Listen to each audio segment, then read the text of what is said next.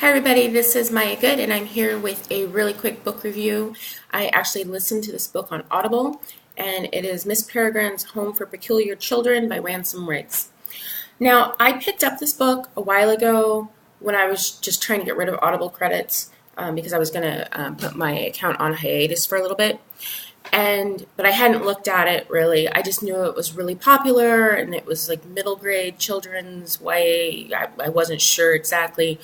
And it sounded like something that would be interesting to listen to. The thing about the audiobook, this book has a really interesting construction where it uses old photos as part of the story. And so if you do pick up the book on Audible, you will get a PDF file of all those images. And so you don't really miss out on the experience of looking at the photos as you're going through the story.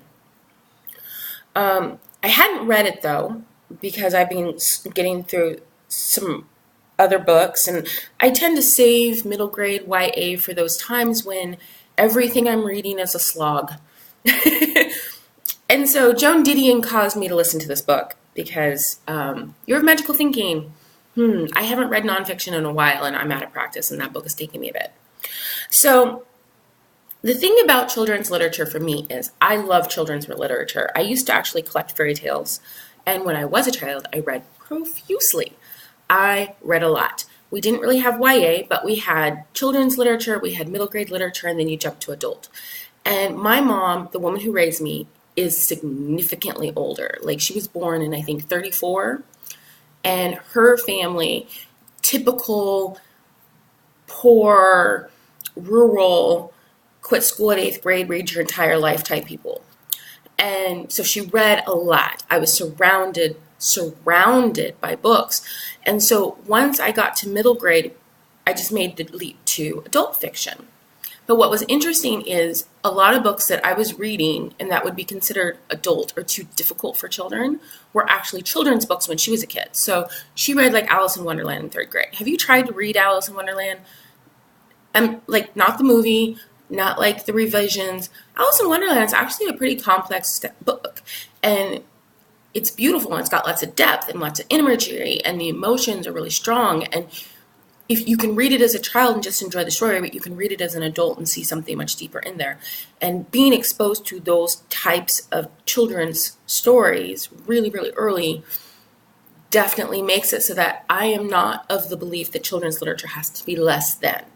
And I actually really despise this current trend of watering down books for children, making it easier for them to process, not getting kids things that might be too scary or too traumatic, because it's much better to learn how to live life and overcome obstacles through your books and then go into life and have some tools than it is to just all of a sudden, oh wow, life sucks. No one told me. So I picked up Miss Peregrine's. I figured, looking at the cover, looking at, the reviews, that it was something I would enjoy. I loved Lemony Snicket, all those books. Those were fun when I read them to my kids. And so I started listening to it. And I was really impressed with like the first 4 chapters. Now, I'm not going to do 2 book reviews on this. I'm going to try to keep it spoiler free. But you're warned, I might slip because I'm not good at this. The first, I'd say 4 chapters, the language was amazing, the character development. It was slow but interesting and really exciting character development. And it was done in a way that I thought to myself, oh, wow, this is what YA fiction should sound like. This is great. This is something that if someone comes to me and says, hey, I got a kid, what do I give them? I can say, send them here. And then my feeling changed. It devolved. It devolved into, everyone bandies about the hero's journey, but I was talking to someone in my writers group, and he's like, yeah, everyone talks about the hero's journey, but no one's actually read it. And Joseph Campbell's hero's journey is actually a really complex theory. But the version that gets filtered down through the internets and the podcasts and the writing groups is, you have a hero and then a lot of stuff happens and he overcomes all these obstacles and he has to leave home and he has to end up someplace else. And it is a journey of evolution, really nutshell, really annoying, not encompassing any of the depth of that. this book devolved into the worst of YA hero's journey that had been distilled through the internet. Like, it started off, the plot is really, really unique and interesting. The premise is amazing.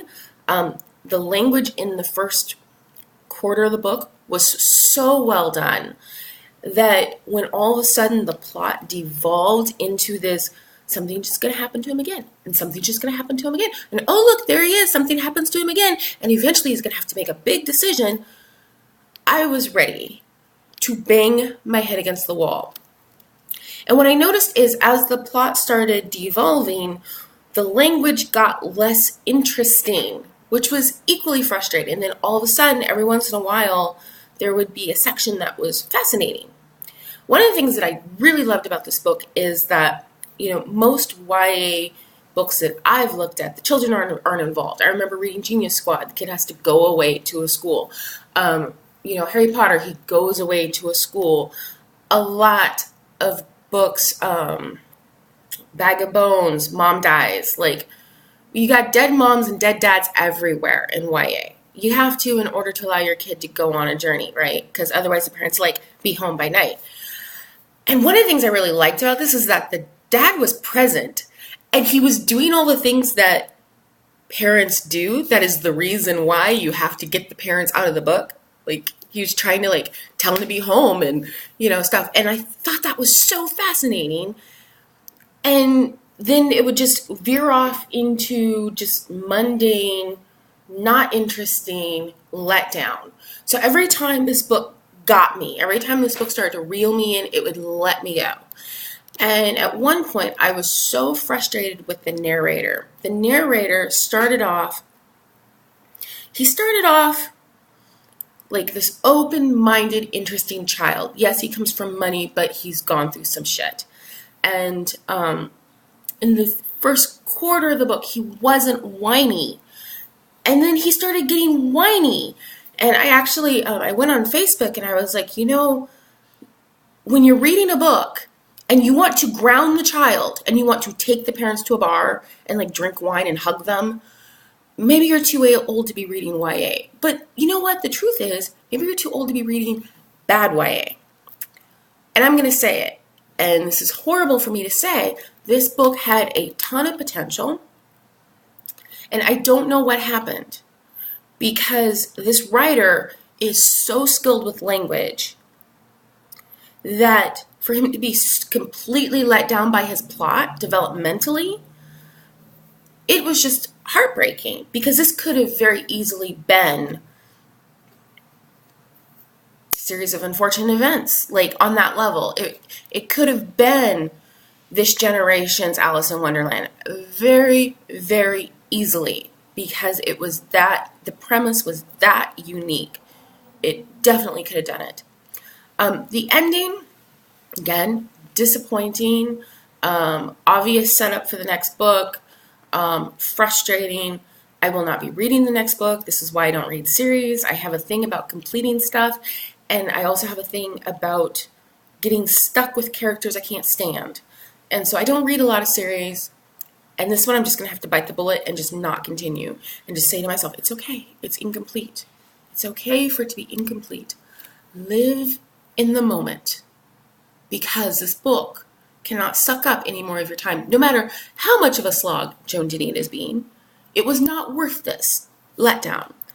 And frankly, if the writing hadn't been so good at the beginning of the book, I probably wouldn't have felt so let down. It's one of those things where it's you have, as an author and a reader, there's this unsaid agreement, that is set up in the beginning of a book. It's the writer is telling you, here's what I'm going to give you, and I promise I'm not going to let you down, and my words are going to be great, and look at these characters, and just stick with me for these 200 and some odd pages. I got you. And the right reader is saying, Mr. Author, I'm trusting you. I'm trusting you with my time. I could be on YouTube. I could be Facebooking. I could be watching a movie or reading something that expands my mind in miraculous ways. And I am trusting you to give me a story that will make me happy for the next 6, 7, 8, 9 hours of my life.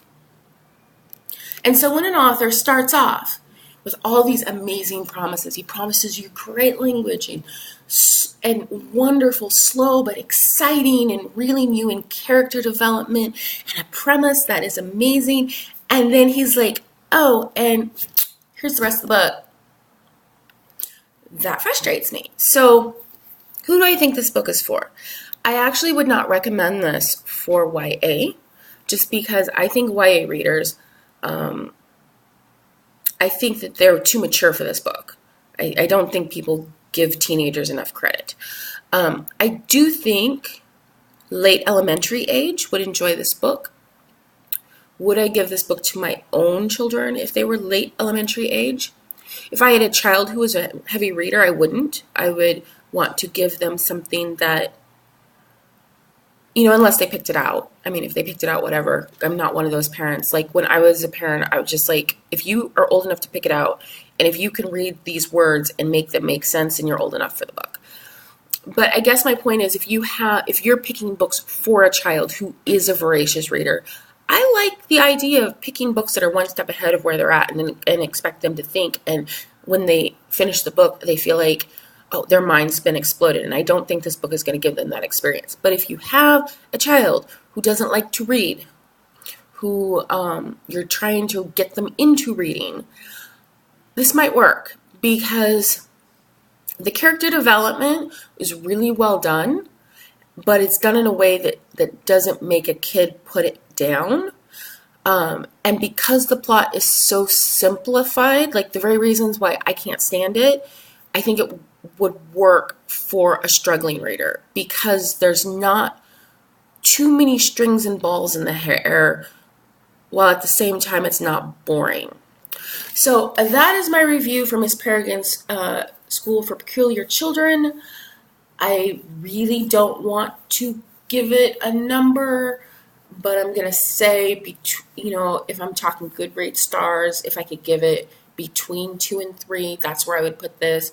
I think I put it at 2 stars just because the letdown was so great. Until next time, ciao.